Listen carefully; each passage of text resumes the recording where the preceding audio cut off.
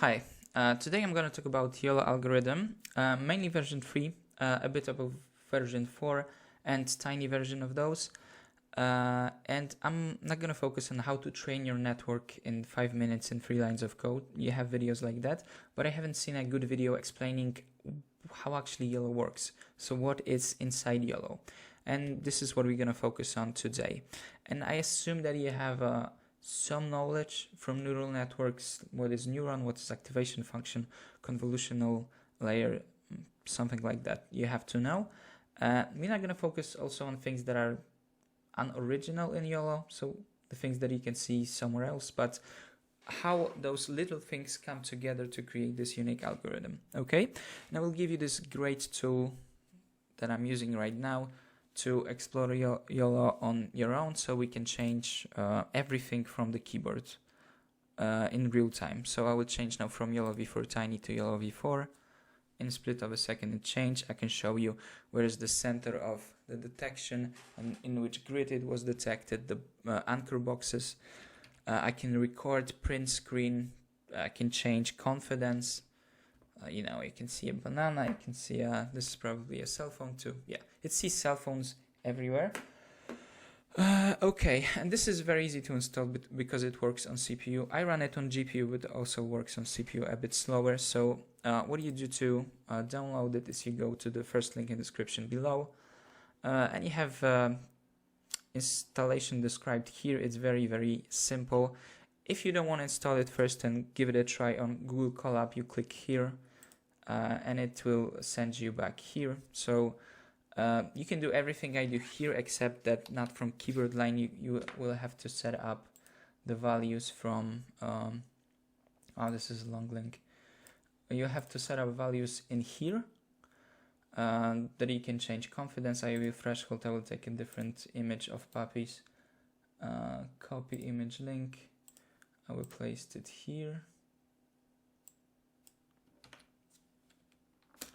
I will run it. It will take like a second or two to get the detection, because Google Colab has great CPUs, but they have the worst possible CPUs.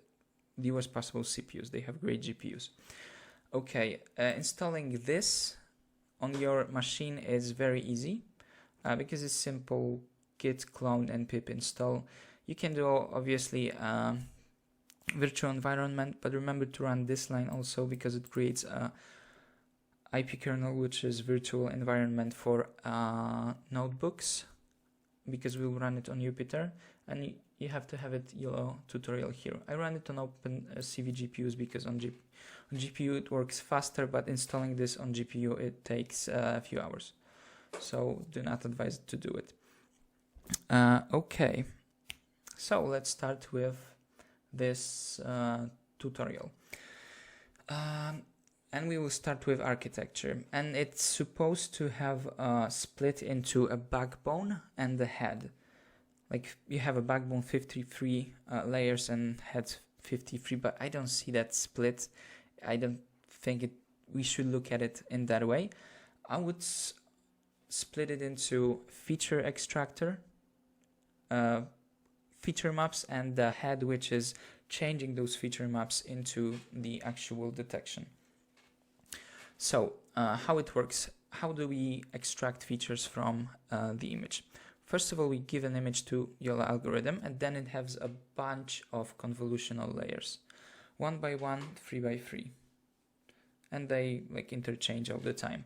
And we have something called residual blocks, and this is the core, the backbone, real backbone of this algorithm, because they are everywhere, as you can see here. Okay, I will probably upload this image also on a GitHub repository, because it's a paint, but you have all the visualization here.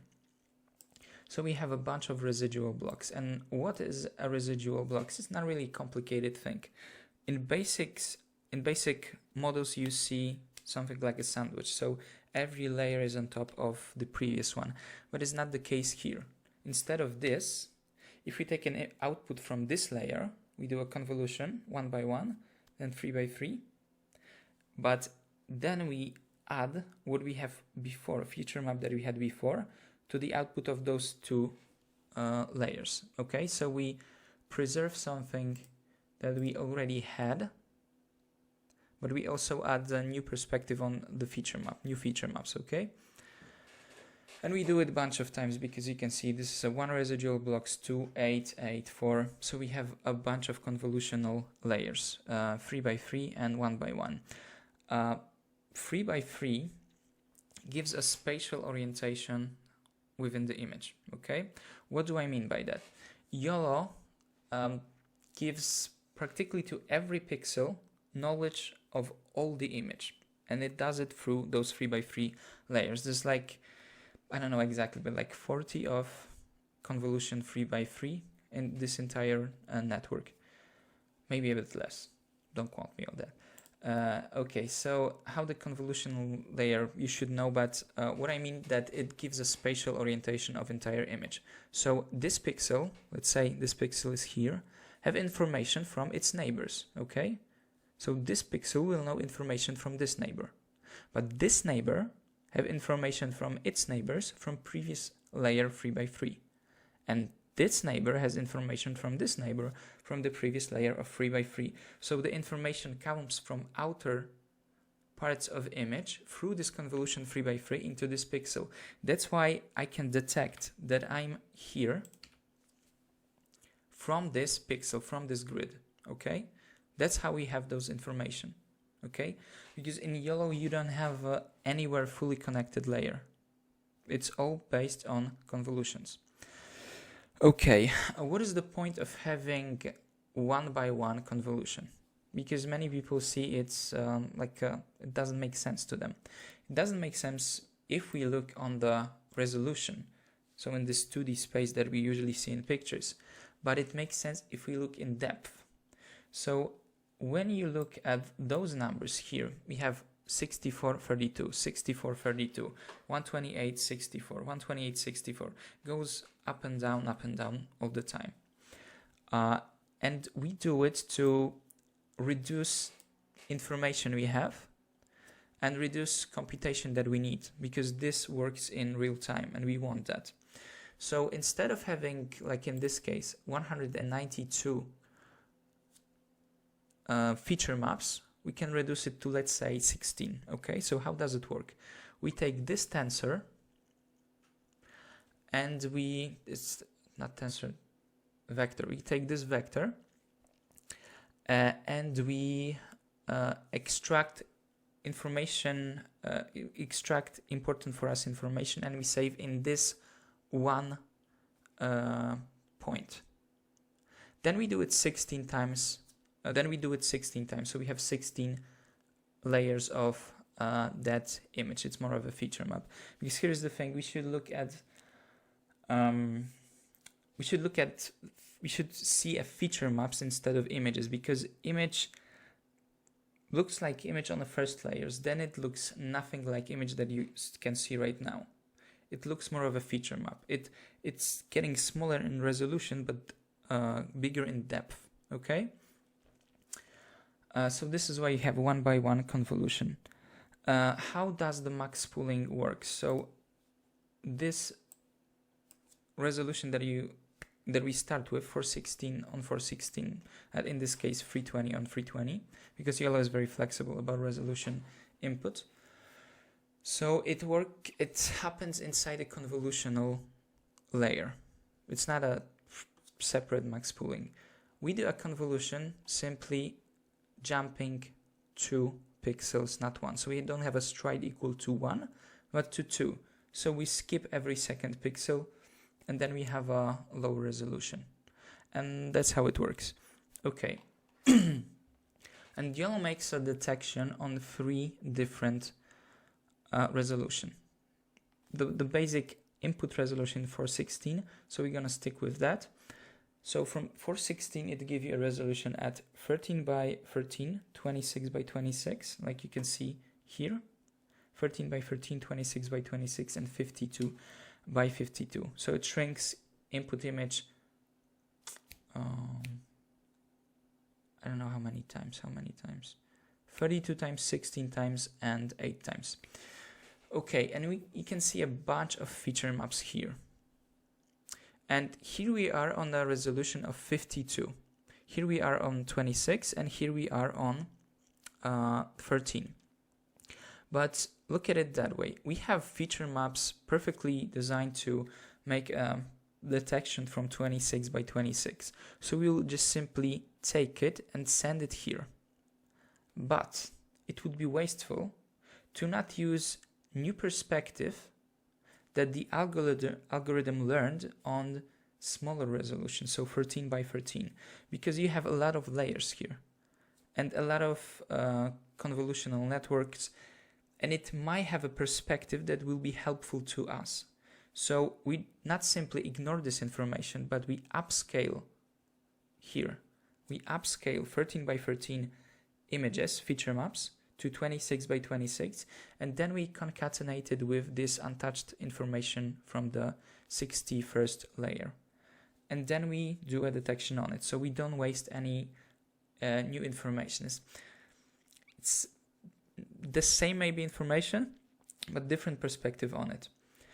Then we do the same with 52, and we have a detection on three different resolutions. And now we will go to something that is really unique to Yolo algorithm, which is the head. So how do we change feature maps into actual detection? Okay, so now we will focus on the head of this algorithm. So how to transform feature maps into a detection. Okay, let's see how it looks on the architecture. So we go here. And we do a last convolutional layer that gives us 1024 feature maps in this resolution, 13 by 13. Then we get a vector of 1 by 1 by 18 in this case, because in our case it will be a different length of the vector. So let me tell you what that vector is in our case. It will have 255 of length, because it contains 3 guesses from which grid. Okay, grid is this thing right here. Okay, this is grid. This is kind of like this thing right here, so 1 pixel in that image. We have 320 resolution, so we will up it to 416, and we have 13 grids like that in this image and 13 grids in height. Okay, and every single grid on this image have to give you 3 prediction of what it sees. Every single one have to give you this. It has something like objectness score and class score that it also can tell you my prediction is rubbish, don't even consider it, but every single one have to give you that prediction. Okay, this is another point of looking at it. So 3 boxes with prediction every single grid. Okay, hope that's clear enough.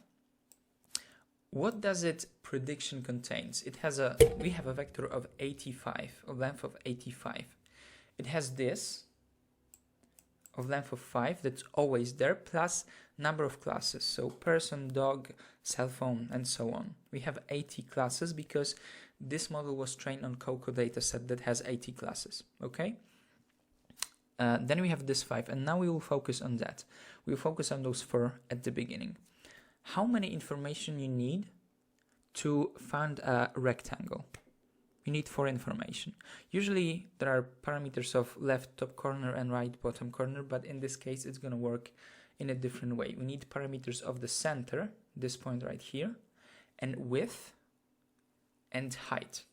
Okay, and this vector will give us that, because we take this value tx, which is the first value in this 85 vector, and we pass it to that function. Those functions are pretty important. You have a picture here that also tells you a bit of the story what's happening here. So we take this value and we put it into a sigmoid function, and that's very important, because what does sigmoid function do? It looks kind of like this. Well, that's a really bad drawing, but it squishes value from, it normalizes value from 0 to 1.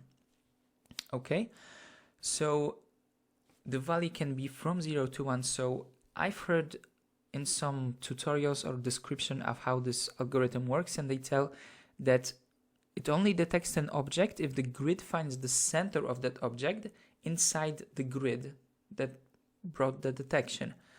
But this is the only way it can happen. There is no mathematical possibility that this grid would give me a detection outside of itself. So for example, right here, because it doesn't have that possibility, because you can see like it goes pretty smooth right here, and now it's slower, and then this grid catches the this prediction, because the grid cannot give a prediction outside of itself, because you have a normalized function from 0 to 1.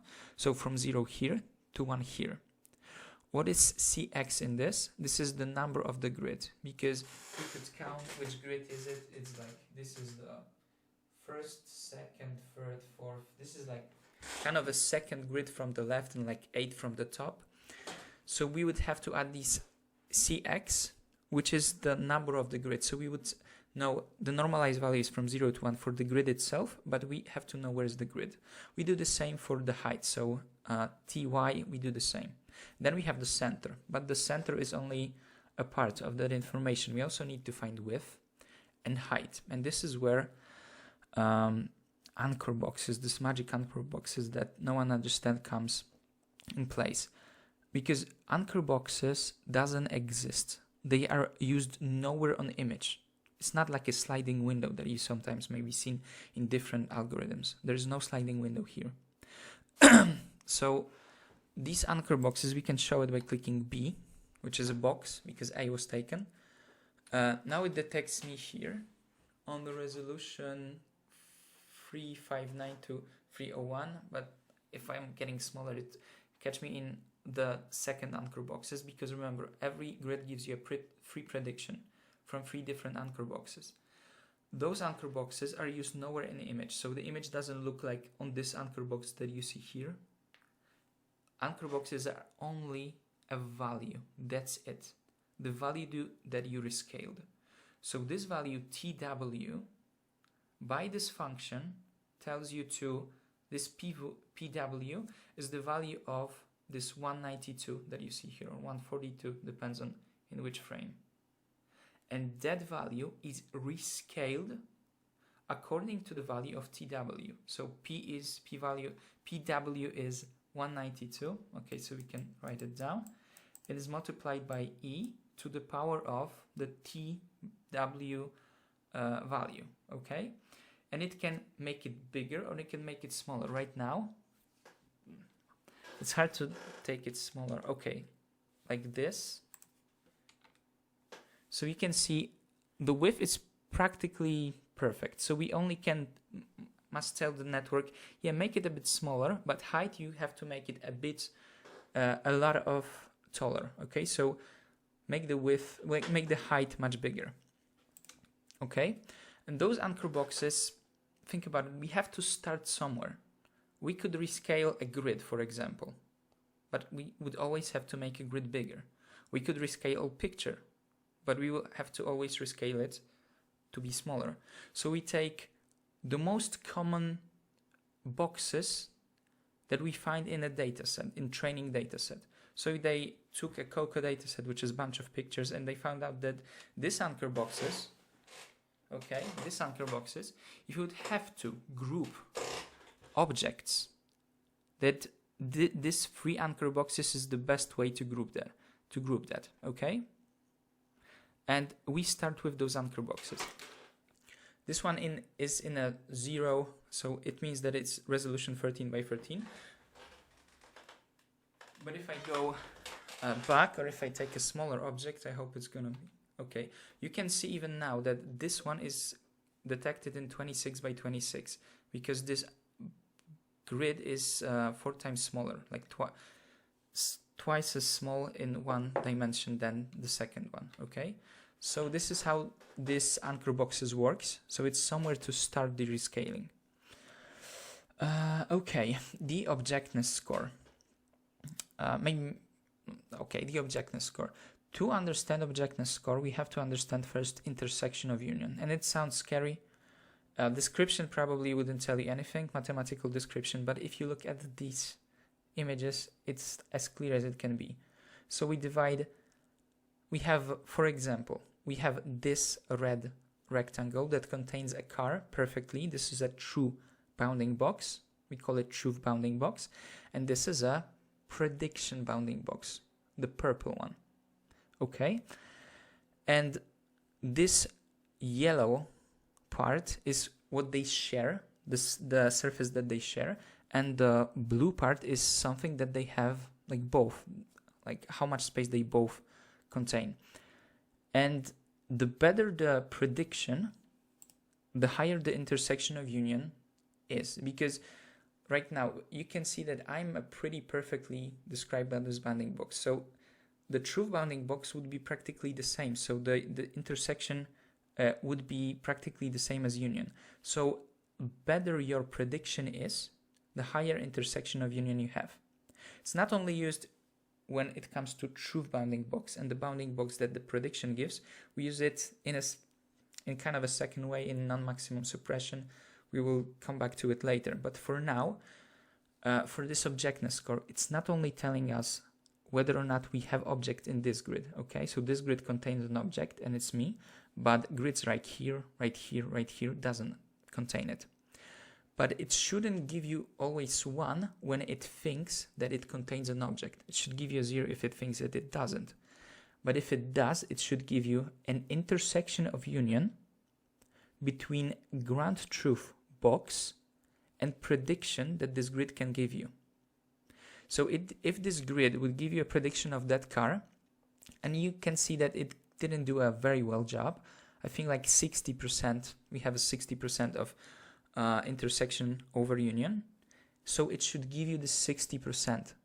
So not only can it see an object, but also how precisely can it describe a bounding box on it. So it is very sure. If it's very sure, it should give you close to 1. If it's like, yeah, I don't think that I can give you a precise, so I will give you like 60%. This is how objectness score work. Okay. What else? This is important lesson for neural network because they have no idea how people call them. They have no idea about it. They only know that they are punished for something and reward for something.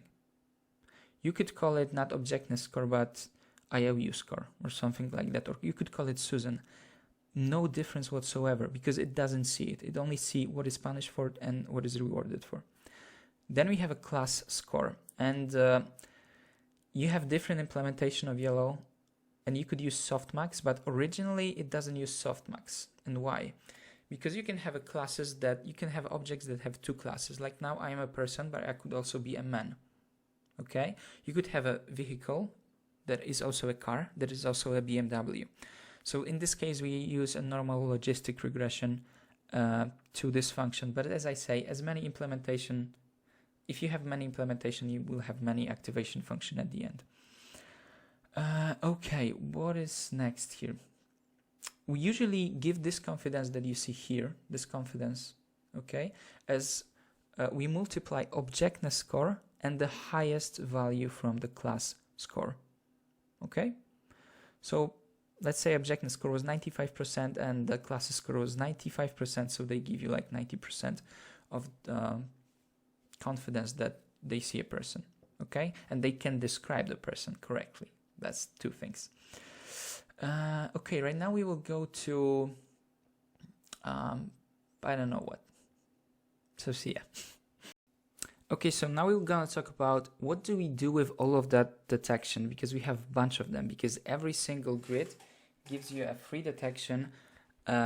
So we have a bunch of grids and we have 3 resolutions, and this is the smallest of them. So let's find out how many detections we have per image, okay? And we can use this notebook that I created for you because I created it to be easy to explore Yolo on your own. Like you can change something in a code, find something in a code. It's supposed to be very short code at the beginning, but then I just keep on adding new stuff to it. But I think that you can, it's kind of readable and you can change something. So let's find out how many detections we have. Okay, so we will go to, by the way, this is how I designed this code. We have a detection instance of an object, of a class detection, and we just share a bunch of parameters in this instance between functions of that instance. Okay, so we run detection and all detection are saved here, and then drawing image have access to those values, configure init, configure net, and the keyboard. Okay.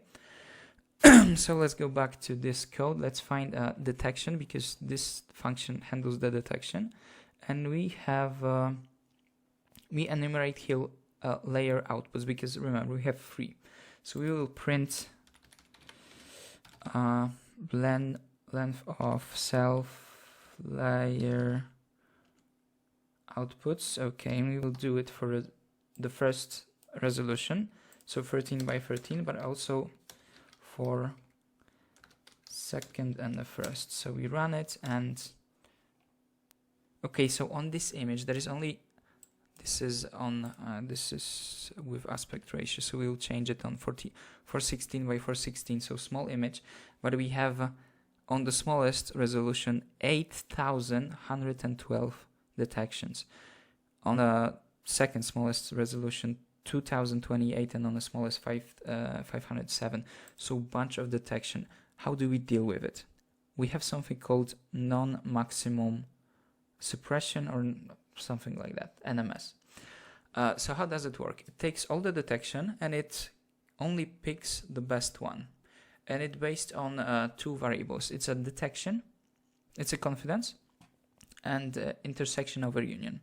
Okay, both of those things matters, because well, detection is pretty self-explanatory. Like, those points have very low detection, like they have very low confidence, so they wouldn't be shown. But every grid here, I would bet that every grid here detects me, just in a slightly different way, and we can check it by changing intersection of union. Okay, we will do it like that.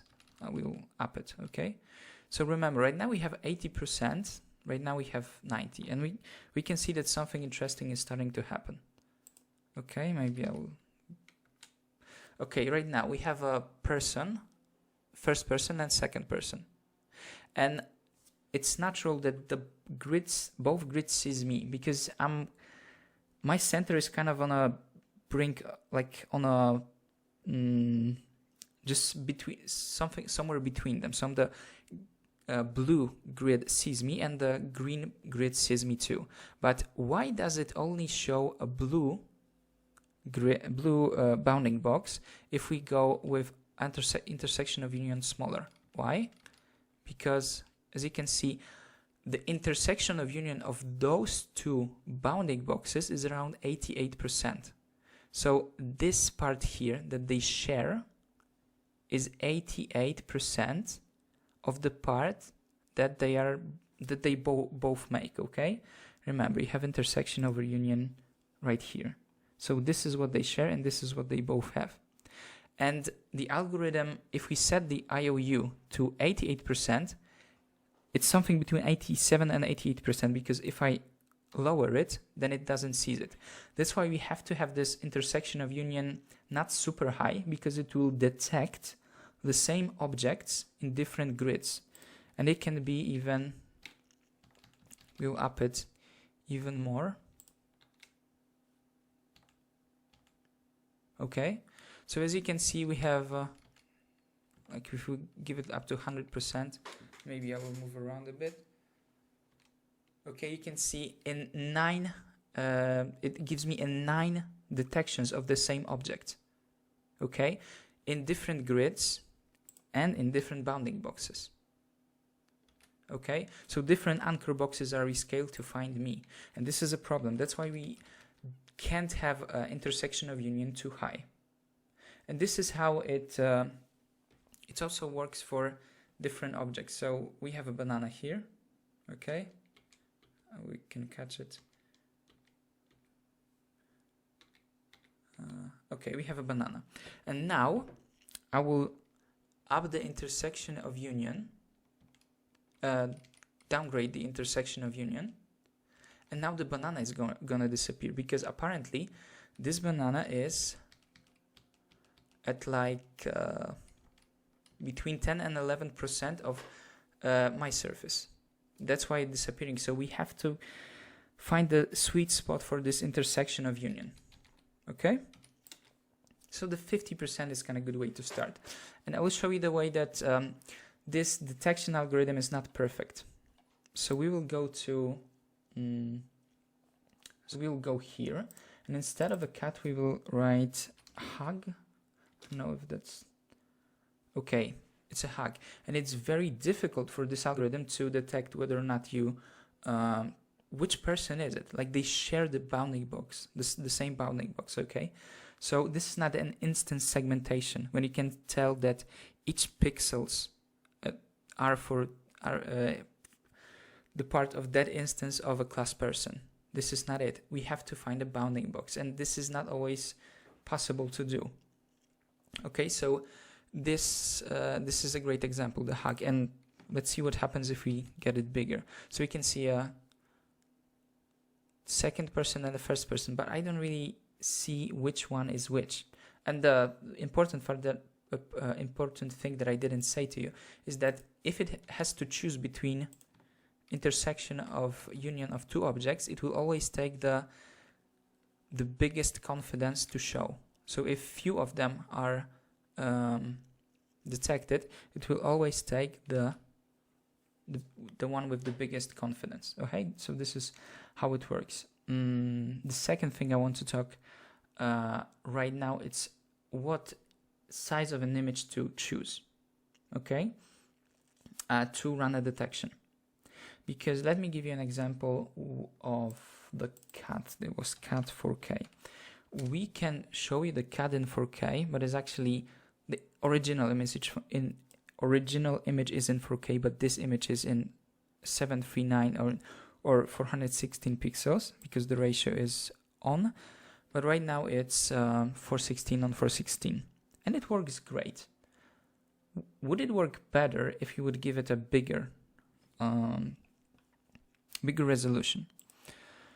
So let's give it not 416 but 832. Okay, let's see what's gonna happen.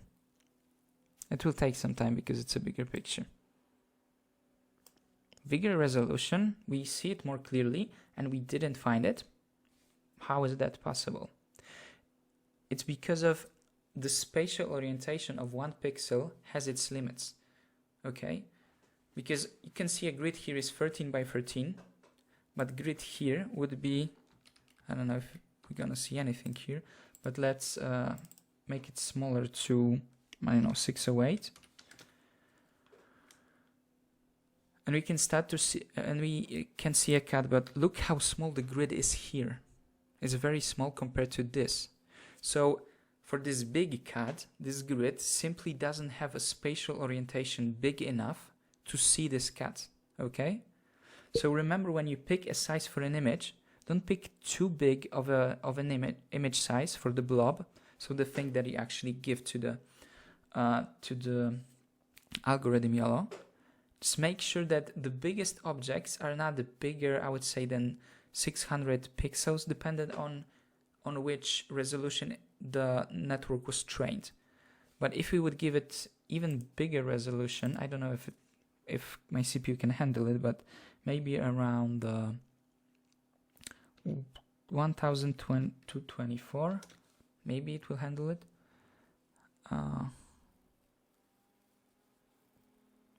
Yeah, it will handle it. But it doesn't see anything, okay? But this is not the only case where we can use it. So let's see the data, what kind of image I can show you to show you the different part of that. So we will take New York 4K, and we will see how this works on the normal resolution, so 416.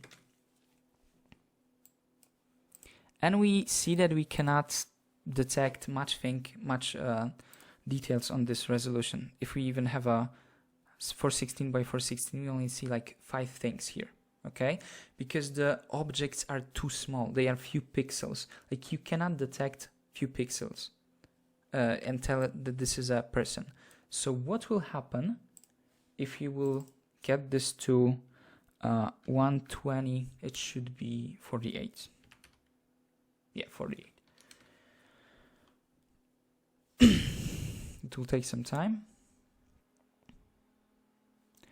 It detected a bunch of items. And why is that possible? Because we gave a much bigger resolution, because we shouldn't look at the resolution of entire picture. We should look at the resolution of objects that we want to detect, because that cut was like on 1000 pixels wide, but people or cars here are like 100 pixels. And if we give a too small image, like 416, the person is like 4 pixels of width. So it doesn't give you anything. So remember, adjust the size of image that you feed to the network to the objects that you want to detect on the image, okay? A second thing is this ratio that you can change by using this R, okay? So this is gonna be, this is a big image, so on CPU it takes a lot of time to run it. I hope it doesn't break. Okay, I will change it manually. So we can take, for example, okay, panoramic, JPEG, panoramic. We'll run this on a normal resolution, so maybe 320 or 416. No, 320. And if you have a ratio, then we see every person like clearly and with very high confidence. But what would happen if I would turn off the ratio? Then a lot of people would just simply disappear. Okay, so this light is not detected, this light is not detected. A lot of people are not detected because think about what is happening to that image. From this ratio, it's squished. So those people are like 3 times as 3 times narrower than they originally are. So if you have some weird, if you have a like normal image like this one on camera, or like more quadratic even, like squared, that it's okay to not have this ratio aspect, like I don't have it here, that is okay. But if you have some weird image like super wide or super tall, like you would have a giraffe, that remember to have this ratio aspect saved. So once again, we see a 12%, and there's a lot of people that are missed here. If you put it on ratio that is normal ratio, not squished, that we see everyone with a very big accuracy. Okay, I think those are the most important like pointers that I can give you. The rest are much more complicated, how to train your network, but those two are, I think, the most basic one. So now it comes to which implementation of YOLO to use. Then I used a few. So first of all, this one is on OpenCV. It works on CPU, can work on GPU. The installation on CPU is easy, on GPU is very difficult, but it doesn't work super fast. Like you can see, we have a 10 frames per second on GPU. Nothing fancy. And you cannot train anything here. It's very easy to install, very easy to like take, see what kind of weights you have in certain layer, but it's difficult to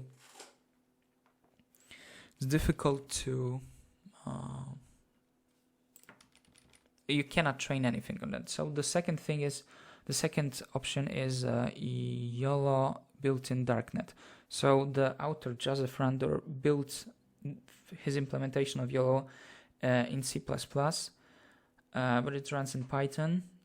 It's just such a terrible thing to install on Windows. You have to have so many prerequisites installed from source, like so much work. On Linux is much smoother, but on Windows is just the worst. It's adjusted to training pretty well, and it has like 50 frames per second, something like that. The cool part is that you can use this training on Google Colab, and you don't have to worry about any configuration. It just works. It has its limitation, like you can only run it for 12 hours. You have to upload all the data there, but it has a powerful GPU. So I think the go-to would be on Google Colab just to start. Then you have a TensorFlow implementation. I don't remember the guy. Hank-Lee00 says something like that.